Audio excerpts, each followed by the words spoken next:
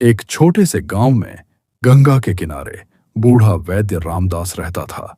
उम्र के आखिरी पड़ाव पर उसकी तबीयत बिगड़ने लगी। गांव वाले उसका बहुत सम्मान करते थे क्योंकि वह सालों से उनकी बीमारियों का इलाज करता आया था। मगर रामदास के मन में एक अनोखी इच्छा थी जो उसने कभी किसी से नहीं कही। मृत्यु करीब देख उसने आखिरकार अपने पुराने दोस्त गांव के पटेल हरिया को अपनी इच्छा बताई। वह बोला, हरिया, मैं मरने से पहले एक जवान लड़की को बिना कपड़ों के देखना चाहता हूं। यह मेरे मन की आखिरी ख्वाहिश है। हरिया स्तब्ध रह गया। उसने रामदास को समझाने की कोशिश की, पर वैद्य अड्डा रहा। हरिया के मन में उधेड़बुन शुरू हुई। वह नहीं चाहता था कि उसका दोस्त अधूरी इच्छा के साथ मरे। उसने अपनी बेटी राधा को यह बात बताई। राधा, जो गांव की सबसे समझदार और साहसी लड़की थी, यह सुनकर पहले तो चुप रही, फिर बोली, पिताजी, अगर यह वैद्य जी की आखिरी इच्छा है तो मैं इसे पूरा करूंगी। उनकी जिंदगी ने गांव को बहुत कुछ दिया है।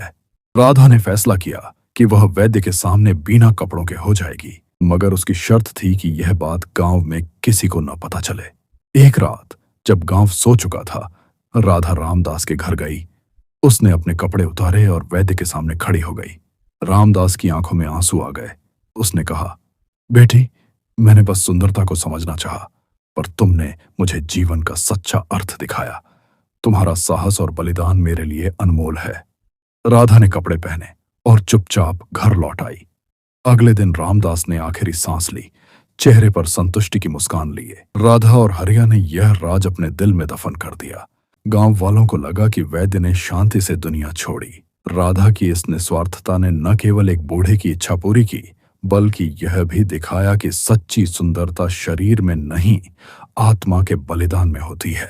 अगर आपको यह कहानी पसंद आई हो तो इसे लाइक, शेयर और सब्सक्राइब जरूर करें।